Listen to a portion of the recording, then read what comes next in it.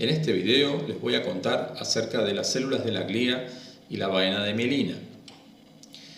Las células de la glía en el sistema nervioso central existen de varios tipos.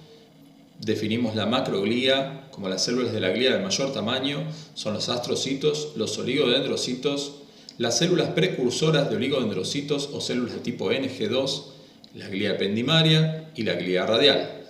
La microglía, por otro lado, son los microgliocitos. Estamos hablando del sistema nervioso central. En el sistema nervioso periférico existen las células de Schwann, las células capsulares o anficitos, las células satélite y las células de la enteroglía que existen en el tubo digestivo.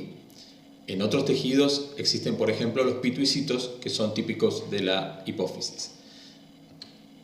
En esta primera parte vamos a hablar acerca de los astrocitos. Los astrocitos tienen esta forma de estrellada, de células estrelladas, y son típicos tanto de la sustancia gris como de la sustancia blanca.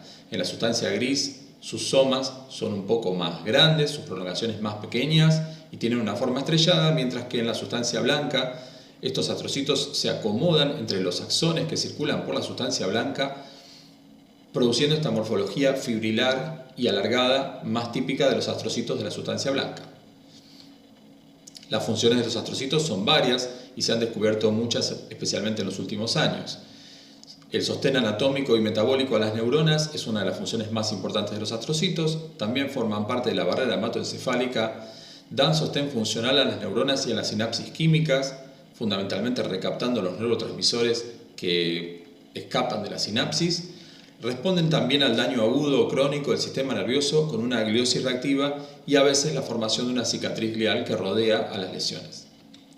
En cuanto al sostén metabólico, tal vez uno de los descubrimientos más interesantes de los últimos años fue que los astrocitos utilizan glucosa que toman de los vasos sanguíneos para su propio metabolismo, realizan glucólisis y de ahí generan ácido láctico o lactato que es entregado en forma específica a las neuronas para utilizarlo en el ciclo de Krebs. De esta manera existe un acople metabólico entre los astrocitos que, como les contaba, realizan glicólisis, pero además pueden almacenar glucógeno como fuente de energía, utilizan glicólisis, producen lactato como subproducto de la glucólisis y ese lactato es entregado a las neuronas para el ciclo de Krebs.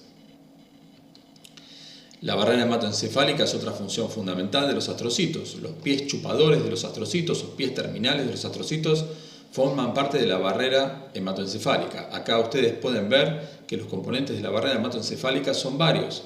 El endotelio de los capilares continuos del sistema nervioso central, luego tienen la membrana basal del capilar y finalmente el pie chupador o pie terminal de los astrocitos.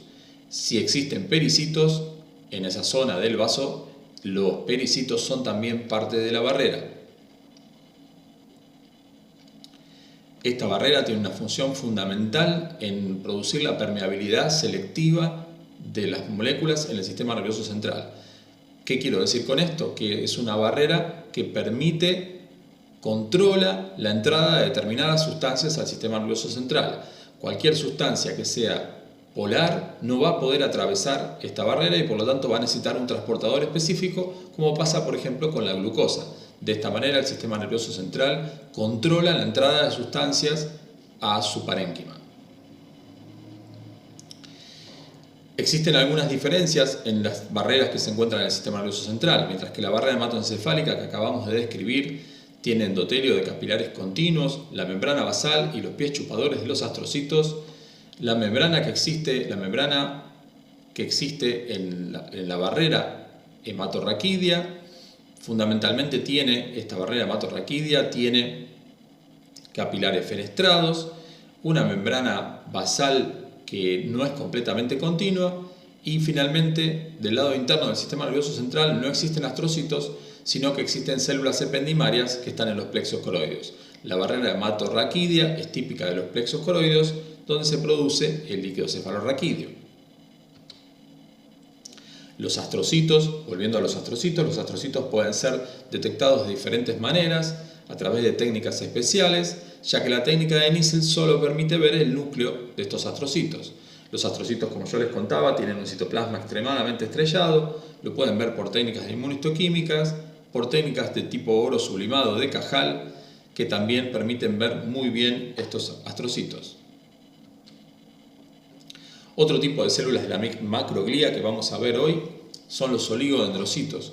Los oligodendrocitos, como les muestra este esquema, son células también del sistema nervioso central encargadas de producir la vaina de mielina que recubre algunos axones del sistema nervioso central.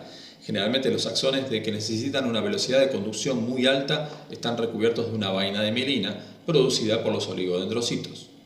Un solo oligodendrocito en el sistema nervioso central, como les muestra este esquema, es capaz de mielinizar varios axones que pasan por su zona de influencia. Aquí hay otro esquema para que ustedes puedan ver cómo un oligodendrocito es capaz de mielinizar diferentes axones que pasan en su zona de influencia.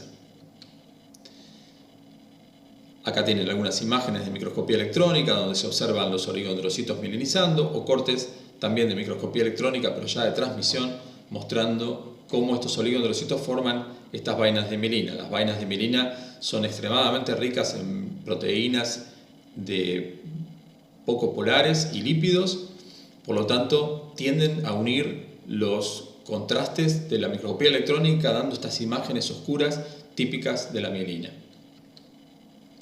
Con la técnica de Nissl, los oligodendrocitos se evidencian generalmente por su cromatina densa y esta posición típica en filas de sus núcleos. Esto ocurre porque los oligodendrocitos se acomodan a lo largo de los axones que mielinizan y por lo tanto tienen tendencia a aparecer en estos trenes de núcleos que son típicos de los oligodendrocitos.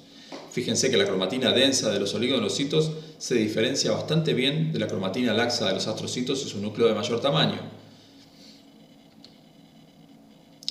La vaina de mielina que forman los oligodendrocitos y las células de Schwann luego en el sistema nervioso periférico, como vamos a ver en otro video, tienen la función de aumentar la velocidad del impulso nervioso. ¿Cómo una vaina de mielina es capaz de hacer eso?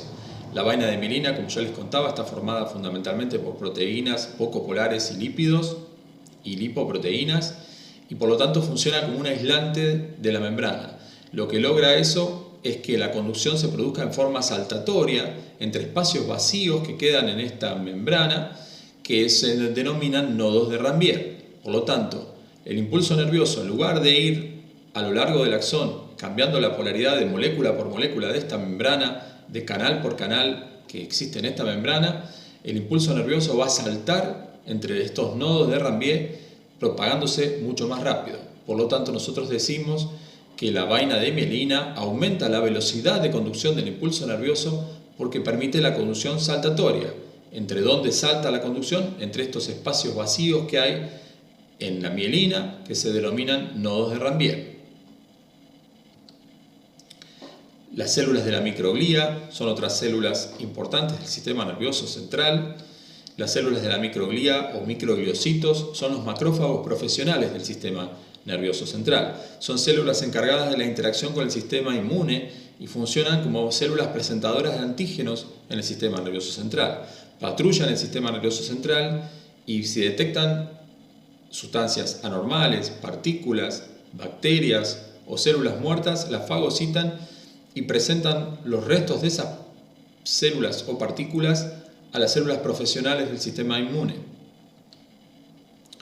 Como les conté, es un macrófago especializado del sistema nervioso central, es la célula encargada de la inmunidad innata en el sistema nervioso central y la microglía activada produce neuroinflamación, aumenta la permeabilidad de la barrera hematoencefálica y permite la entrada de células del sistema inmune al sistema nervioso central. Tienen una estrecha interacción con los astrocitos, ya que los astrocitos pueden, como yo les contaba antes, producir una gliosis reactiva cuando las células de la microglía detectan anomalías en el sistema nervioso central.